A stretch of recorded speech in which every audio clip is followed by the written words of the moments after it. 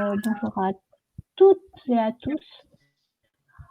On est le vendredi 29 mai et nous sommes au 7e live d'Open Law, qui est donc un rendez-vous quasi hebdomadaire, démarré au début de la crise sanitaire et du confinement, que nous avons décidé de poursuivre au-delà de la fin de ce confinement, pour rejoindre tôt ou tard les sujets dont l'association s'est emparée au travers de ses programmes d'innovation ouverte et d'autres sujets plus transversaux, plus fondamentaux qui correspondent aux missions qu'on s'est fixées.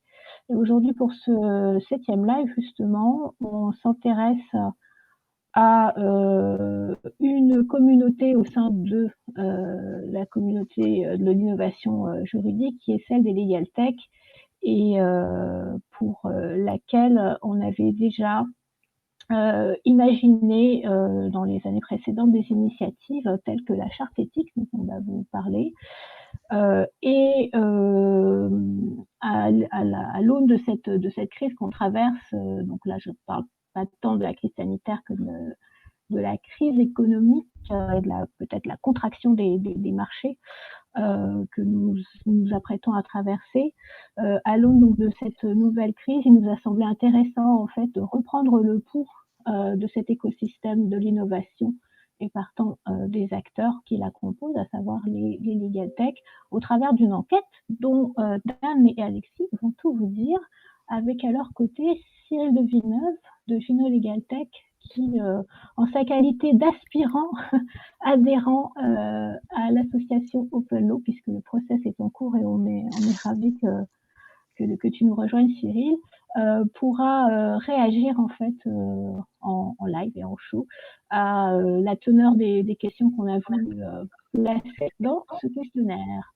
Dan, Alexis, je vous laisse. Dan, en duplex avec vous, Soumi, Alexis, Cyril. Bonjour à toutes et à tous. Il fait extrêmement beau aujourd'hui et encore plus beau parce que forcément, nous sommes en train de retrouver nos libertés et c'était vital et surtout, ces libertés sont fondamentales, vous le savez tous. Et merci à vous de nous recevoir peut-être chez vous ou peut-être à partir de ce week-end dans un parc, dans un jardin, dans un restaurant, dans un bar à partir du 2 juin ou du 22 juin sur la plage, bien sûr aussi. Et vous pouvez nous écouter en replay et en audio. En tout cas, c'est un grand plaisir de vous retrouver aujourd'hui, en effet, pour ce 7e rendez-vous. Et sur ce 7e rendez-vous, pour poser ce fameux cadre toujours, comme vous le savez, donc la crise que nous traversons accélère certaines tendances, fait naître de nombreuses incertitudes et bouleverse notre rapport au droit et à la justice. Plus que jamais, tous les acteurs du droit doivent renforcer leur collaboration pour proposer des solutions innovantes, pragmatiques et protectrices des intérêts du justiciable. Et en effet, comme le rappelait Soumi, dans ce contexte, l'association Open Law, le droit ouvert, a souhaité réaliser une courte enquête afin de recueillir certains avis sur la transformation numérique du marché, sur les leviers d'opportunité, sur les leviers d'innovation, de croissance aussi, et notamment il nous aider à identifier les freins réglementaires que certains acteurs de la Legal Tech, dont Cyril de Villeneuve est un représentant qui est managing director de Gino Legal Tech, donc on pourra justement nous en parler, pour savoir comment il peut encore plus innover et développer de nouveaux services. Pour votre information, les résultats de cette enquête seront anonymes, bien sûr, mais vont permettre à l'association, qui est souvent consultée par les institutions publiques, dans le cas de travaux législatifs ou réglementaires, de s'appuyer du coup sur une analyse objective du marché, sur ses acteurs et ses évolutions. Et juste pour finir là-dessus, les résultats seront commentés et publiés à l'occasion justement du grand rendez-vous que tout le monde attend, des transformations des métiers du droit dans la nouvelle édition 2020 qui aura lieu donc en novembre au sein du village Legal Tech. Sans plus tarder, parce qu'on a la chance bien sûr d'avoir avec nous Alexis Debord qui est administrateur de l'association et donc qui a impulsé aussi et porté cette fameuse charte éthique pour un marché du droit en ligne qui a recueilli beaucoup de signataires d'ailleurs. Alexis va revenir un petit peu dessus en fait sur cette historique et voir pourquoi on en est parti aussi maintenant pour peut-être le réactualiser vu le contexte parce qu'on est dans une période de rupture aujourd'hui. En termes d'innovation, je pense qu'on va tous aller vers de nouveaux habitudes, de nouveaux usages, dans le respect, bien sûr, des usagers, des citoyens et des justiciables. Et puis, bien sûr, nous aurons aussi Cyril de Villeneuve qui va intervenir et interagir fréquemment sur certains aspects, justement, de cette enquête. Alexis, en duplex, c'est à toi. En duplex de Marseille, merci beaucoup Dan pour cette présentation introductive pleine de dynamisme, comme l'association et comme tous ses membres et comme tous les signataires de la charte éthique pour un marché du droit en ligne et ses acteurs. Le nom est un peu à rallonge et on l'avait pensé comme ça, mais il n'y a, pas de, il y a pas de problème. À chaque fois que je le prononce, je me le dis. Enchanté, bonjour à tous. Oui, un rapide récap, pourquoi on en est là aujourd'hui. Il faut le resituer dans le contexte. En 2016, on avait lancé des travaux. Et parmi ces travaux, on avait une réflexion globale sur qu'est-ce qu'un marché du droit régulé en fonction non pas des intérêts ou de chacune des professions, mais vraiment réfléchi autour d'un intérêt commun qui est finalement l'intérêt du client, du justiciable, qu'il soit entreprise, administrée et ainsi de suite. Et en fait, dans ce contexte-là, on avait réuni à la fois des représentants des professions réglementées, mais également des représentants de tous les acteurs de ce marché. C'est pour ça qu'on dit des acteurs du marché du droit, dans le sens où on avait déjà des précurseurs de la Legal Tech, des startups du droit qui étaient présents, on avait associé les éditeurs juridiques, on avait associé les consultants, comme je peux faire partie, etc., etc. Enfin, on avait un peu réuni toutes les parties prenantes, toutes les personnes qui réfléchissaient à ce marché, à sa transformation. Et on avait essayé de réfléchir ensemble, finalement, à l'ADN commune que devait porter ce marché pour protéger le justiciable, pour protéger les personnes qui ont des besoins de droit aujourd'hui. Dans ce contexte-là, on avait mené des travaux pendant 1 an à peu près. On avait sorti une première mouture de cette charte éthique pour un marché du droit en ligne et ses acteurs. Et en fait, cette première mouture a plutôt bien vécu, puisqu'on répondait véritablement à un besoin, et on avait eu plus d'une centaine de signataires. Ce qui était intéressant dans les travaux qui avaient été menés en 2016, 2016-2017, c'est que en fait, on s'était rendu compte que on n'était pas un camp contre l'autre. D'un côté, les professions réglementées, de l'autre, les nouveaux acteurs émergents sur le marché du droit. Mais véritablement, tout le monde avait à apprendre pour créer un marché du droit meilleur. Et quand je dis tout le monde, c'est également des cabinets d'avocats, des études d'huissiers et ainsi de suite qui se rendaient compte que sur un certain nombre de dispositifs, que ce soit à la fois en amélioration permanente de la satisfaction client ou en matière de sécurité, ils avaient beaucoup à apprendre des acteurs émergents qui repartaient d'une feuille blanche ou qui étaient beaucoup plus technophiles et sensibilisés aux enjeux de sécurité informatique. Et puis de l'autre, on avait ces acteurs émergents qui se rendaient compte que finalement, les professionnels du droit, j'entends profession réglementée, avaient énormément à leur apprendre et étaient des partenaires stratégiques pour eux pour améliorer la qualité de leur service. Et donc, ça fonctionnait vraiment dans les deux sens et ces travaux étaient salutaires parce que on était dans une dynamique et on a fait naître une dynamique assez vertueuse pour essayer de construire un marché du droit qui soit à la fois plus accessible, mais qui en même temps préserve véritablement l'intérêt du justiciable et puisse lui fournir un service d'une meilleure qualité. Donc, comme je vous l'ai dit, on a eu une centaine de signataires très rapidement, dès le lancement en janvier 2017, après l'année de travaux de 2016. Et puis ensuite, on a eu un certain nombre de nouveaux acteurs qui ont rejoint à la fois nos travaux, puisqu'en 2017, on a sorti une V2 du texte qui prenait notamment en compte, rappelez-vous, 2017, c'est l'année RGPD qui prenait en compte les modifications de réglementation législative générale qui viennent s'appliquer, bien entendu, sur le marché du droit, et notamment ces problématiques des RGPD et de compliance à ce niveau-là. On avait ajouté également des réflexions et des bonnes pratiques en matière de transparence des algorithmes, puisqu'effectivement, de toute façon, quel que soit le type de plateforme qu'on va utiliser ou qu'on va construire pour ses clients, et bien effectivement, on va être amené à développer des ensembles de règles qui vont automatiser un service ou qui vont permettre de classer des professionnels du droit entre eux, par exemple. Donc, on est sur des logiques d'algorithmes qui sont soit hyper simple, soit beaucoup plus complexe quand on veut automatiser un acte, une procédure, et bien entendu quand on veut aller sur le terrain de l'intelligence artificielle, mais qui reste encore marginal aujourd'hui, puisqu'on n'a pas non plus beaucoup d'acteurs qui sont réellement en train de travailler sur des solutions apprenantes. Donc voilà un petit peu le contexte. Donc on sort une V2 en 2017 et on arrive, je crois, à peu près 150 signataires à ce moment-là. Ensuite, on a essayé de travailler en 2018, 2019 et on est à l'écoute des personnes qui ont signé ce texte et qui essayent. Alors, je le rappelle, c'est essentiel de le rappeler, on est sur du déclaratif. essentiellement. C'est-à-dire que être signataire de la charte, c'est accepter de se conformer, ou en tout cas de tout mettre en œuvre pour se conformer progressivement aux engagements qui sont ceux de la charte. C'est très déclaratif. On n'a pas on n'a pas de certification, de contrôle de conformité qui serait a posteriori sur est-ce que tous les signataires de la charte respectent l'intégralité de ces dispositions. Mais en tout cas, c'est une volonté pour les acteurs de partager des bonnes pratiques et d'aller dans cette direction-là. Et c'est le travail qu'on a fait en 2018-2019 avec un certain nombre de feedbacks que nous partageaient les signataires, dont d'ailleurs Gino Legaltech, Cyril, vous faites partie. Donc voilà, aujourd'hui, pourquoi on rentre dans une nouvelle phase, et Dan, tu l'as expliqué. Effectivement, on a, et d'ailleurs, je le retranscris autour de l'émulation qu'on a pu avoir sur ce marché de la transformation du droit. 2016-2017, c'était des années un peu folles, dans le sens où tout le monde avait des tas d'idées, essayait de lancer ces idées-là, plus ou moins bien, avec plus ou moins de succès. Et puis aujourd'hui, on est sur un marché qui était en train de se consolider, surtout en 2019. Et aujourd'hui, en fait, j'ai le sentiment et la conviction que la crise Covid, effectivement, vient accélérer très sensiblement la transformation, parce qu'elle fait naître un besoin, ou en tout cas, on se rend compte qu'on a une dépendance au numérique, et qu'il est indispensable de maîtriser ces outils-là pour pouvoir gérer l'intégralité de ces prestations à distance. Et ça refait naître un certain nombre de discussions qui avaient été, je trouve, laissées de côté depuis un an ou plus par les acteurs du droit, pour plein de raisons, parce qu'on était tous, je pense, la tête dans le guidon aussi.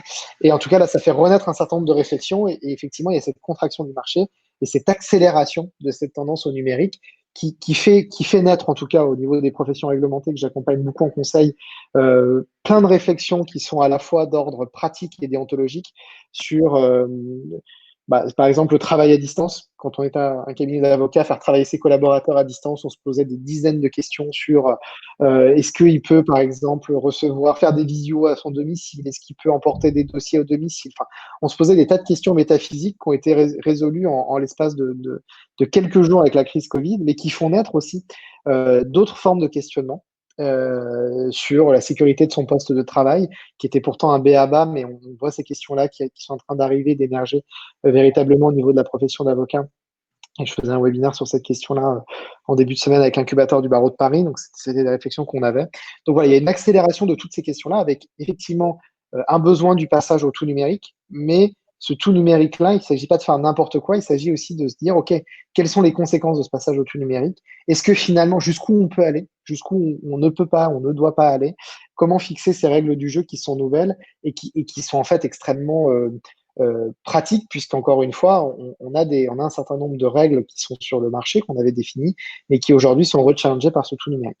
Donc voilà, cette tendance Covid. Et puis en parallèle, ces 2 années qui ont été un petit peu des années creuses pour nos travaux, alors elles ont été creuses sur l'évolution du texte en lui-même, mais finalement, elles n'ont pas été creuses d'un point de vue institutionnel, puisqu'effectivement, Open Law a été entendu dans les différents forums parlementaires de la Legaltech sur les 2 premières éditions.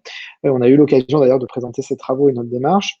Et puis on a eu également des auditions avec différents acteurs institutionnels, puisque finalement l'initiative qu'on avait menée nous permet de réunir une communauté dont certains d'entre vous font partie, et ça permet aux institutions d'avoir un petit peu un pouls plus global et de consulter aussi pas seulement les professions réglementées, mais d'avoir une vision un petit peu plus élargie de ce marché du droit. Et c'est dans ce contexte-là qu'on a décidé de lancer le questionnaire dont tu faisais référence, Dan et Soumi, dont vous faisiez référence, et de relancer un petit peu une dynamique, parce que c'est essentiel d'avoir votre feedback, votre ressenti, vos convictions aussi sur la manière dont le marché est en train d'évoluer, mais surtout la manière dont éventuellement il doit être encadré, au moins en termes de bonne pratique. On n'a pas de pouvoir de réglementation du marché, évidemment, au niveau d'Open Law, mais au moins en termes de partage de bonnes pratiques et de construction de bonnes pratiques à formuler dans la charte. Voilà, déjà, Cyril, est-ce que toi, je vous ai présenté un petit peu le tableau global, est-ce que toi, Cyril, tu veux faire un premier témoignage des raisons pour lesquelles vous aviez signé le texte avant et de ce que tu attends un petit peu de la démarche qu'on est en train de lancer là, voilà, à court et moyen terme. Super, merci Alexis. Effectivement, on a rejoint à l'époque cette initiative qui avait été donc portée par Open Law et toi en particulier. ce qui nous avait plu dans cette démarche, c'est que finalement, c'était la première fois que les premiers acteurs commençaient à réfléchir sur un texte commun avec les difficultés que ça pouvait poser et le fait de se mettre d'accord sur ce premier texte qui donnait un premier cadre. Et nous, c'est vrai que ça nous a, en tant que start-up, on s'est aussi posé du coup pas mal de questions sur le fait de signer cette charte avec les engagements associés. Eh bien, finalement, quelques années après, on continue à suivre cette charte et à appliquer progressivement cette charte de bonne conduite. Et je pense notamment à ce qui était à l'époque précurseur sur le respect et la sécurisation des données. Tu l'expliquais tout à l'heure avec la V2 qui a introduit cette clause sur le RGPD. On voit que pour les startups, c'est un gros chantier. C'est un chantier qui se fait progressivement.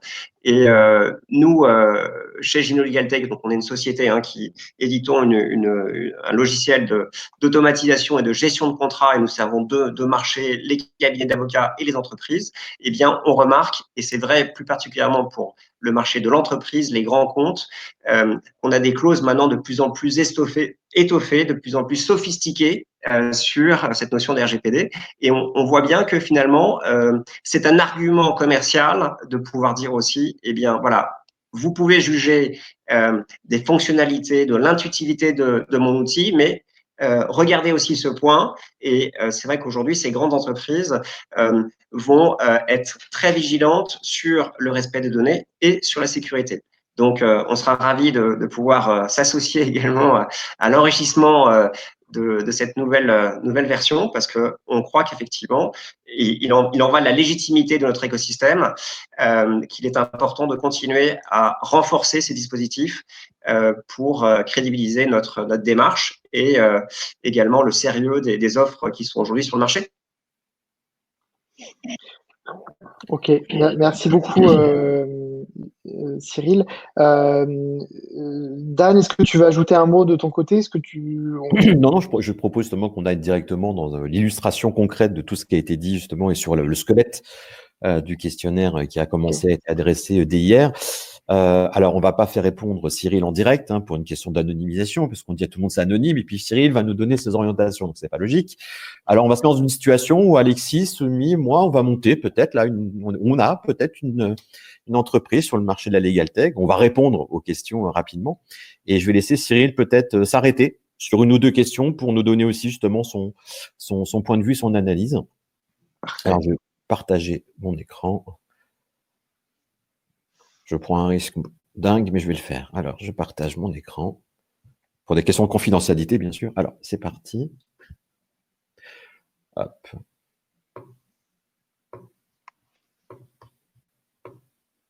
Bien. Vous voyez bien le questionnaire? Ouais. Parfait. Donc là, écoutez, on va démarrer. Donc la structure, bien sûr. Allez, je me rappelle plus, Alexis soumis ce qu'on avait déposé, mais comme nom de structure, mais c'était by the way, je crois.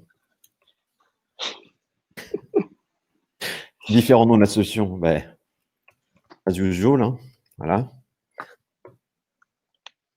Ça, hop.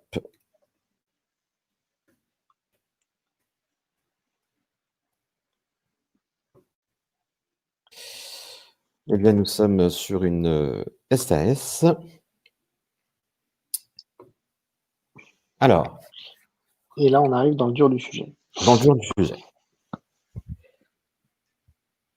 Alors, c'est comme l'examen du code.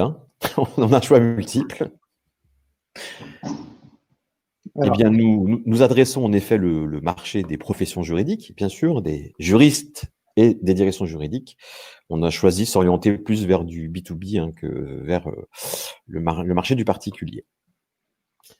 Peux-tu me rappeler, Alexis, comment la structure avait été financée? Eh bien, écoute, on avait tout financé en fonds propres parce qu'on est très riche, rappelle-toi. On a beaucoup travaillé, on a beaucoup mis de côté. On a beaucoup mis de côté pour ce projet, exactement, avec Soumi. Donc, on a chacun mis 3 millions d'euros de mémoire. Voilà. Et puis maintenant, on a envie d'accélérer, donc je pense qu'on envisage peut-être des levées de fonds aussi. Absolument, oui, voilà. Tout à fait. Très bien. Est-ce que nous sommes membres de la… oui, nous avons adhéré récemment à OpenLaw, justement. Absolument.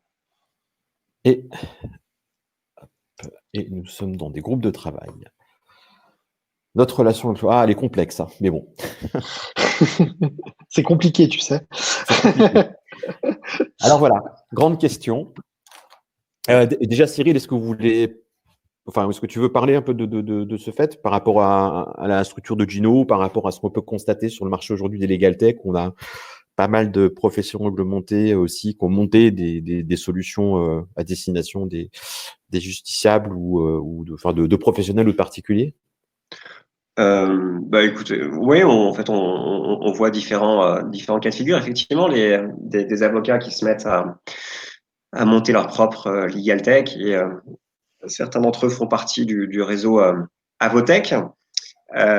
Et puis des entrepreneurs qui sont pas forcément juristes ou avocats qui ont lancé leur legal tech. Donc, sachant que pour ces entreprises, souvent, sans être avocats ou juristes, ils sont eux-mêmes entourés, soit au sein de leur board d'avocats ou de juristes, soit bien évidemment au sein de leurs équipes de juristes ou d'avocats.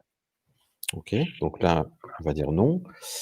Le cadre juridique actuel limite-t-il les parties de bâtir? Je vais vous poser la question, Cyril. Est-ce qu'aujourd'hui, le cadre juridique de Gino, par exemple, limite-t-il en partie l'activité? Non, alors nous, on n'est pas. Nous, on est une solution, on s'adresse directement aux professionnels du droit, avocats, entreprises, et nous ne fournissons pas de contenu. Donc, on n'a pas de problème de frein réglementaire. Et d'ailleurs, Gino Legal Tech fait partie depuis juillet 2019 d'un groupe qui s'appelle le groupe Legal Tech au sein de France Digital, hein, qui regroupe aujourd'hui plus d'une trentaine de startups. Je dirais que tous les business models sont conformes à la loi. On n'a pas de problème particulier sur ce contexte, cet environnement actuel. D'accord, il y a un cadre, mais par contre, il limite pas, c'est ouvert. Donc là, nous c'est pareil, donc on va mettre non.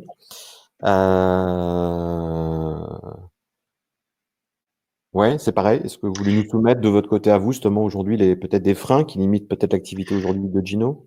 Alors, Gino, pas particulièrement. Je Mhm. sais que pour des acteurs, en tout cas des startups qui font partie du groupe de France Digital, certains aimeraient que la loi française ou européenne soit appliquée sur l'application de l'open data des informations publiques.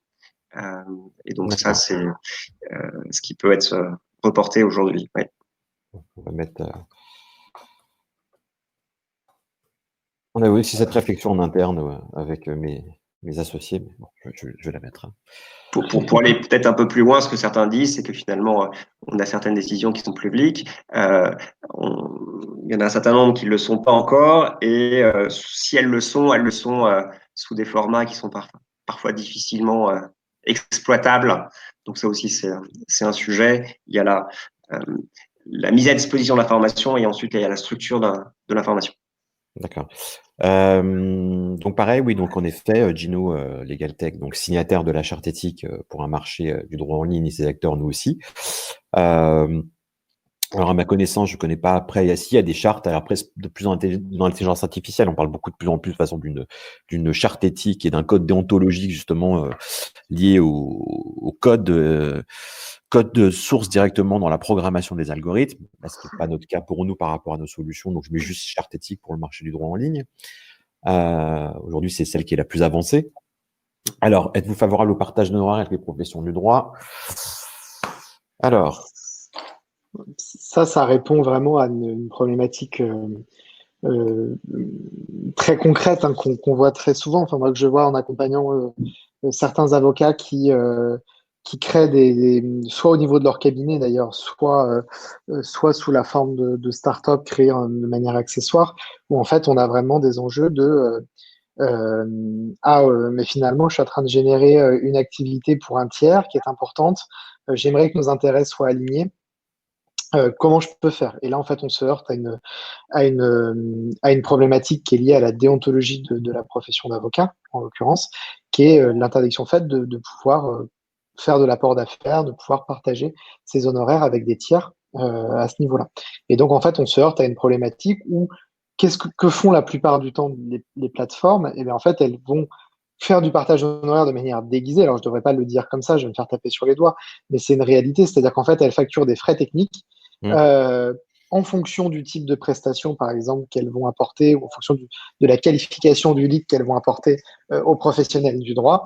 Et en fait, indirectement, c'est une manière déguisée de faire du partage d'honoraires. Donc, il y a une forme de mauvaise foi qui existe sur ce sujet-là et qui ne correspond pas, à mon avis, à une réalité du marché et à un sens de l'histoire de la transformation du marché. Dès lors que vous êtes sur un marché dans lequel vous avez une concurrence, dans lequel vous avez une diversité d'acteurs, et bien en fait, assez naturellement, il faut que certains acteurs deviennent des partenaires. Et quand on est partenaire, l'objectif, c'est d'aligner les intérêts, c'est de trouver une certaine cohérence dans le partenariat et que chacun puisse, bien sûr, y retrouver une forme de retour sur investissement. Et la manière le plus simple de faire ça, effectivement, c'est d'organiser le partage d'honoraires. Alors évidemment, il doit y avoir des garde-fous qui doivent être envisagés, mais en tout cas, c'est effectivement une problématique qui revient de manière assez régulière et une question qui se pose de manière assez régulière. Alors, je ne sais pas si vous voulez compléter la problématique et la vision que j'en ai, parce qu'en plus, je l'ai orienté. Vous avez compris que j'étais plutôt favorable. Je ne voulais pas introduire de biais, ça a été plus fort que moi. Vaut mieux cadrer la chose que la déguiser, je suis entièrement d'accord, parce qu'on trouve la même chose aussi dans les notions d'apport d'affaires, hein, même entre cabinets d'avocats avec experts comptables, notaires et autres, etc. Donc, c'est des notions assez floues, complexes, opaques, et je pense qu'en effet, il vaut mieux avoir une plus grande clarté, de transparence dessus pour avancer pour un business favorable pour tout le monde, quoi. Voilà. Absolument. Donc, oui. Alors, l'ouverture des capitales et structures d'exercice des professions, vaste débat. Alors, l'ouverture des capitales aujourd'hui des structures legal tech, oui, c'est déjà le cas, puisqu'on voit pas mal d'avocats, en effet, aujourd'hui, qui sont associés ou qui ont des titres ou même des fonctions de président, directeurs généraux au sein de certaines structures montées avec des noms d'avocats. Par contre, c'est vrai que, à contrario, on n'a toujours pas la possibilité. Alors, on peut siéger au sein d'un cabinet d'avocats, mais sans droit de vote et sans vraiment de grande décision. Mais aujourd'hui, oui, on ne peut pas, en effet, on ne peut pas, au terme d'association, aujourd'hui, être associé d'un cabinet. Et le serpent de mer, en effet, beaucoup d'avocats aujourd'hui sont favorables à l'ouverture du capital et structures d'exercice. Après, c'est toujours pareil, c'est pourquoi à un moment donné on veut ouvrir son capital, donc qu'est-ce qui motive en fait et qu'est-ce qui fonde cette raison.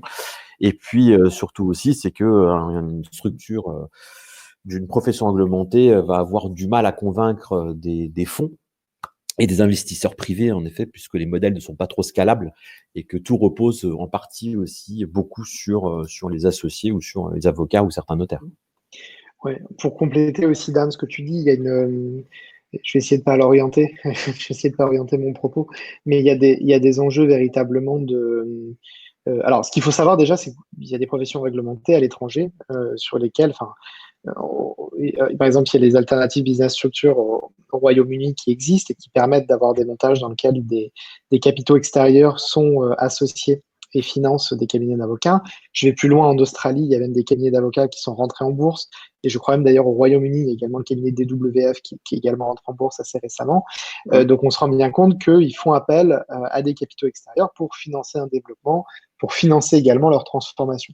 Et aujourd'hui, c'est un enjeu, puisque finalement, transformer numériquement son cabinet, essayer de créer de la scalabilité, il y a un premier temps d'investissement qui est important.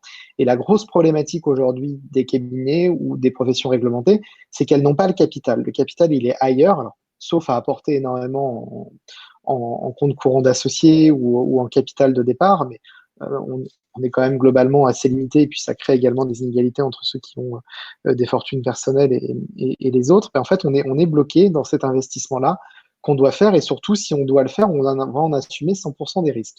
Et en fait, un des enjeux, c'est de permettre aux professions réglementées qui n'ont pas le capital de pouvoir accéder à ce capital-là pour se transformer, pour développer de nouveaux services et des services, bien sûr, qui rentreraient avec toute la qualité attendue, ou en tout cas toutes les garanties attendues quand on est un avocat, un huissier, etc., et les périmètres qui leur sont également réservés.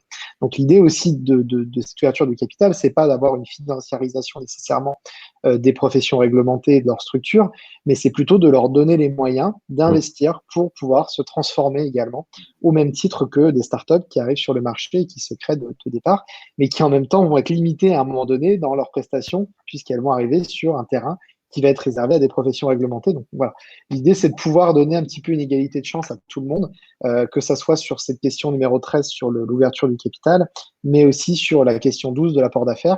C'est comment finalement on arrive à donner les mêmes chances de succès à tout le monde pour produire un service de A à Z aux justiciables qui soit de qualité.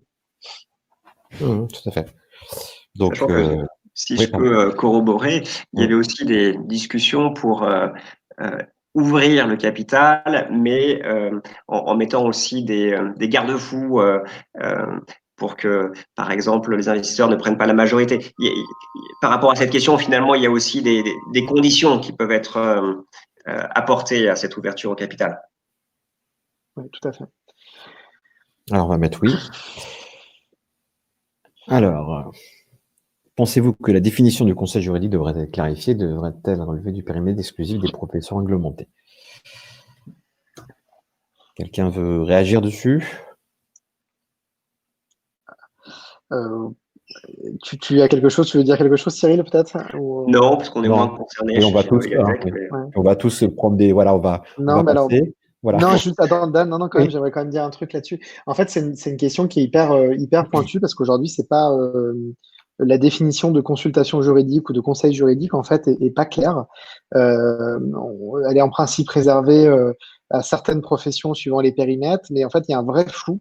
Et ce flou, en fait, crée des tensions entre les professions réglementées et certaines startups, crée des flous avec également enfin, crée des flous entre un certain nombre d'acteurs et tout le monde n'a pas la même lecture de ce cadre-là et ça crée des tensions parfois inutiles. Donc, je pense que pour le coup, c'est vrai qu'il y aurait un travail de définition un petit peu de ce qu'est un conseil juridique, de ce qu'il implique. Et voilà, à ce niveau-là, il y a en tout cas, c'est nécessaire d'apporter des éclairages. Après, comment ça doit être fait, encore une fois, je pense que le jeu est très ouvert, mais je pense qu'il y a des éclaircissements qui seront nécessaires. Et d'ailleurs, je vais revenir sur une question qui avait été posée aux assises de l'avenir de la profession d'avocat il y a un an, qui était organisée par le CNB. Par exemple, la profession d'avocat est la première à souffrir de cette absence de définition de consultation juridique et de conseil juridique, et elle répondait à 76% qu'il était nécessaire de clarifier une définition. Voilà. Alors, côté avocat, on voit bien pourquoi, c'est un moyen de protéger leur périmètre, mais on se rend compte également que ce flou-là, finalement, existe et que c'est une réalité du marché. Et qui se pratique en effet, c'est ce qu'on disait justement aujourd'hui dans d'autres pays au sein de l'Union européenne, comme la Belgique, où en effet, vous pouvez tout à fait adresser le marché sur la prestation et du conseil juridique. Tout à fait. Alors, hop. Alors, pensez-vous que la certification et la labellisation permettent le renforcement de votre activité? On a un acteur de la Legaltech avec nous, Cyril. Est-ce que vous pensez que justement cette certification et labellisation permettrait et pourrait représenter aussi un levier du coup? Oui, on pense que oui chez Gino, parce que finalement, si on prend un peu de recul, on parlait tout à l'heure de la naissance de la charte fin 2016, début 2017. Donc, on est encore sur un écosystème qui est encore neuf en France, même si bien évidemment on entend encore de plus en plus parler de cet écosystème de la legal tech et de l'innovation juridique au sens large. On voit bien qu'en France, maintenant, d'après les informations qu'on a, on prétend qu'il y aurait jusqu'à 300 legal tech. Ce que je veux par là, c'est que on est sur un marché qui est encore jeune, un marché qui est en train de se structurer. On a pu voir des rachats récemment ou des regroupements, des partenariats avec des acteurs un peu plus gros. Et c'est vrai qu'aujourd'hui, là, je veux parler en tant que start-up du droit, on manque un petit peu de lisibilité sur le marché. Lorsqu'on voit nos clients, nos potentiels clients, avocats ou juristes d'entreprise, ils sont un peu perdus dans ce magma. Et pourtant, il y a de plus en plus d'études, de baromètres, d'observatoires qui font leur travail pour justement essayer de cartographier ce marché. Hein. Il y a le fameux baromètre de Wolters Kluwer chaque année avec Madines où on voit bien qu'il y a une quinzaine de domaines d'activité. Mais malgré tout ça, on a encore du mal, en tout cas, nos prospects, nos clients nous disent avoir du mal à repérer facilement et les solutions qui leur paraîtraient les plus matures et aussi de savoir si les sociétés sont solvables, sont viables, si elles respectent justement toutes ces chartes qu'on vient d'évoquer précédemment. Et du coup, on pense que le fait d'avoir un certificat ou un label dont les critères restent bien évidemment à définir serait une bonne chose. Après, voilà, il faudrait travailler en bonne intelligence avec les différents acteurs pour pas non plus rentrer dans une usine à gaz et de faire en sorte que ce processus de certification prenne trop de temps et qu'elle laisse aussi une suffisamment de liberté pour que les sociétés puissent continuer à se développer. Ok, merci beaucoup.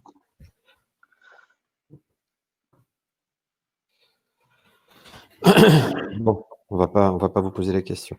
Donc non. Ah, alors ok. Est-ce que dans votre cas, par exemple, Cyril, c'est beaucoup de données, j'imagine, privées? Oui, effectivement, aujourd'hui, nous, ce sont nos clients qui vont récupérer leurs données existantes ou saisir de nouvelles données, sachant que dans notre outil, voilà, nous n'avons pas accès au contenu de nos clients. Donc, ce sont vraiment nos clients qui ont la possession de ces données et qui doivent donc respecter le RGPD. Après, nous sommes aussi en cours de partenariat avec des acteurs un peu plus importants pour également proposer demain des données publiques à nos clients. De toute façon, aujourd'hui, on voit un croisement. Aujourd'hui, on exploite de toute façon dans n'importe quelle solution qui adresse le marché. On a aussi bien de la donnée blanche, de la donnée grise, ou même pour certains, des fois, qui vont aller chercher de la donnée noire. Mais c'est vrai qu'on a des données contractuelles, réglementaires, financières, tout un tas de données justement qui vont permettre justement de capitaliser sur la base de connaissances des solutions legal tech et de valoriser encore plus à un moment donné leurs usages sur le recoupement de celles-ci. Donc c'est vrai que des fois c'est très très mince entre la frontière entre données publiques et données privées. Donc il y a beaucoup d'acteurs aujourd'hui qui adressent et qui ont besoin de récolter ces deux, tout en rassurant justement aujourd'hui l'exploitation de celle-ci par rapport à l'usage. Mais c'est un sujet qui est effectivement de plus en plus important puisque finalement, là, dans notre processus aujourd'hui de vente, on s'aperçoit qu'on passe beaucoup de temps sur ces sujets de sécurité et de protection des données. Et d'ailleurs, nous, chez Gino, on a dû, d'un point de vue des habilitations, on a créé un nouveau profil il y a maintenant un an et demi de contrôleur RGPD, en fait, d'avoir une personne qui soit vraiment responsable de la protection de ces données et qui soit la seule personne qui puisse gérer pour le compte du client la mise à jour, l'enregistrement ou la modification de ces données. Donc, d'un point de vue produit, il a fallu aussi se conformer par rapport à ces nouvelles exigences. Ok, merci. Donc après, voilà, donc on va préciser bien sûr les données, comme je dis, il y a beaucoup de types de données hormis ceux qu'on a spécifiés juste précédemment. On va mettre ça, ça et ça. Donc c'est ce que je réexplique un petit peu hein, sur les données blanches, grises et noires justement, et sur les données aujourd'hui ouvertes et publiques, et sur celles qu'on va récupérer de manière interopérable via d'autres plateformes. Donc hop, je vais mettre les deux.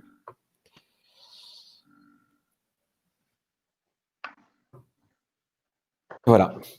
Donc nous, ça dure un peu plus de temps parce qu'on a commenté, on va dire en temps réel aujourd'hui, si vous répondez à ce questionnaire, il faut à peu près franchement compter entre 3 à 6 minutes maximum. Je reviens tout de suite à vous. Voilà.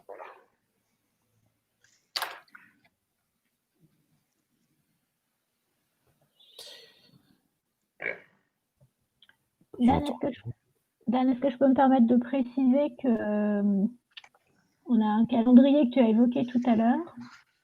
Tu m'entends, Dan? Ah oui, c'est bon. Oui. tu as évoqué un calendrier tout à l'heure qui est qu'on pensait donc faire une restitution publique de l'analyse des résultats issus de l'enquête à la mi-novembre, rendez-vous de transformation du droit, mais qu'à mi-parcours, évidemment, et parce qu'on est open law, on transmettra déjà des premières tendances ou des enseignements clés, enfin, voilà, de ce qui se dégagerait d'ici à un mois environ. Le questionnaire est parti avant-hier. On se donne 2 semaines, enfin 2-3 semaines pour engranger un maximum de retours. Et voilà, et donc une première analyse, enfin une grosse description des réponses et des positionnements des acteurs.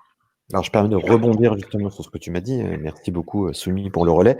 Bien évidemment, les gens qui veulent adhérer à l'association et nous rejoindre en tant que membres vont pouvoir aussi partager, enfin contribuer à cette analyse et travailler avec nous. Ça, c'est l'occasion. Et justement, j'en viens là-dessus, mon cher Cyril, pour savoir aujourd'hui, puisque vous aviez déjà amorcé un peu, en fait, les travaux avec nous sur l'adhésion à cette charte, qu'est-ce qui aujourd'hui vous pousse justement à adhérer, à contribuer à l'association Open Law? Alors, je voulais peut-être rebondir de nouveau sur cette enquête. Nous, ce que je vous disais chez Gino Legal Tech, finalement, les freins, on n'en voit pas beaucoup. Par contre, ce qu'on constate, c'est qu'au-delà de cette enquête, on trouve qu'il y a une dichotomie, c'est-à-dire dans le paysage, finalement, on a les fameuses Legal Tech, les startups Legal Tech et les pouvoirs publics. Et au sein, je peux parler du groupe Legal Tech de France Digital, on souhaiterait vraiment un rapprochement entre ces Legal Tech et plus largement tous ceux qui innovent dans le marché du droit avec ces acteurs publics. Et ça, aujourd'hui, je trouve que cette enquête vient à un point. Elle est excellente puisque j'imagine qu'elle va permettre à ces acteurs publics aussi de mieux connaître notre écosystème. Mais on est demandeur aussi de pouvoir concrètement se rapprocher de ces acteurs publics, que ce soit des ministères, des collectivités. Et d'ailleurs, France Digital, dont nous faisons partie, a publié un plan de transformation des acteurs publics cette semaine et engage les acteurs publics à passer commande, en tout cas que 20% des commandes puissent se faire auprès des startups.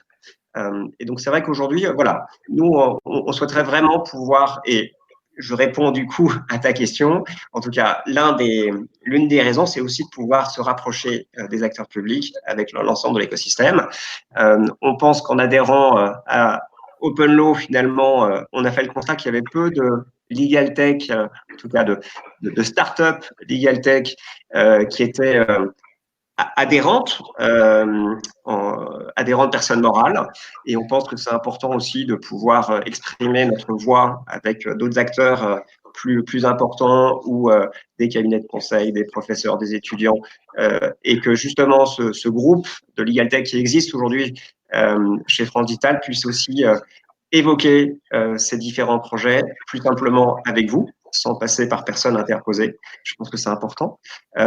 Après, on a aussi l'ambition de continuer à évangéliser le marché du droit et on pense que c'est plus facile de le faire à plusieurs que seul, auprès des écoles, des universités. Je pense qu'il y a un plan de formation, il y a pas mal d'initiatives ici ou là. Je pense qu'on peut contribuer également par nos expériences et en parler avec vous pour peut-être prendre une dimension un peu plus importante et de façon plus structurée, puisque finalement les étudiants d'aujourd'hui seront les utilisateurs des solutions qu'on propose sur le marché demain.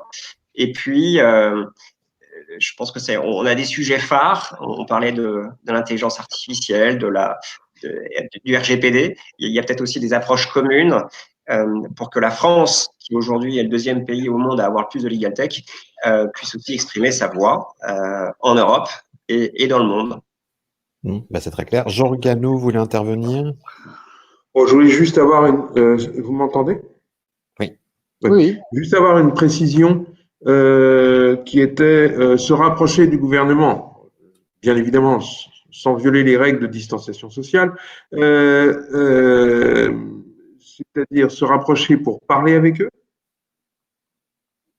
Alors, si je vais un peu plus loin, aujourd'hui, là je parle j'exprime avec ma casquette de Gino Legal Tech. Notre impression, c'est que les pouvoirs publics ont également innovent de leur côté, ne sachant pas toujours bien quelles sont les solutions qui peuvent exister aujourd'hui sur le marché, développées par des acteurs privés. Et je pense qu'il faut rapprocher justement les acteurs publics de ces startups qui ont pu développer des outils qui peuvent aussi intéresser les acteurs publics. Et donc, je pense qu'il y a des initiatives qui peuvent être faites dans ce sens-là. Et je sais que on parlait les transformations du droit qui changent un peu de configuration. Et je crois que dans cette nouvelle configuration, il y aura un village dédié aux acteurs publics, un autre village dédié au legal tech. Eh bien, je pense que c'est bien d'avoir deux villages peut-être séparés, mais je pense que c'est bien aussi de les faire communiquer entre eux et que le gouvernement, avant de développer de nouvelles solutions ou avant de penser à de nouveaux projets, puisse voir plus profondément les solutions qui existent, les expérimenter pour travailler un peu plus main dans la main. Donc, c'était un exemple de ce que j'évoquais tout à l'heure. Merci. Merci beaucoup. Je me permets, Cyril, c'est bien l'idée de ce rendez-vous et de ces villages multiples que de jouer justement, enfin de miser sur le dialogue que chez Open Law on sait accompagner entre les acteurs publics et les acteurs privés et les collectifs associatifs. Et le fait qu'il y ait donc plusieurs villages, plusieurs thématiques n'interdit pas, au contraire, qu'il y ait une absolue cohérence, enfin, recherche en tout cas de cohérence et de transversalité d'un village à l'autre. Et les acteurs publics en question, pour l'instant, en l'état de nos discussions, sont très enthousiastes à l'idée justement de prendre part à cet événement parce que précisément ça leur permet d'interagir en direct et de manière, disons, j'allais dire dépassionnée, mais aussi désintéressée, puisque c'est positivement la vocation de Open Law, avec des acteurs comme vous, mais aussi avec des collectifs comme France Digital. Puis au-delà de la question qui t'a été posée de ton adhésion, j'ai bien compris qu'il y avait aussi le souhait de rapprochement d'un collectif à l'autre, et ça, je l'entends en tant que VP d'association, je le note et on s'en parlera une prochaine fois. Voilà.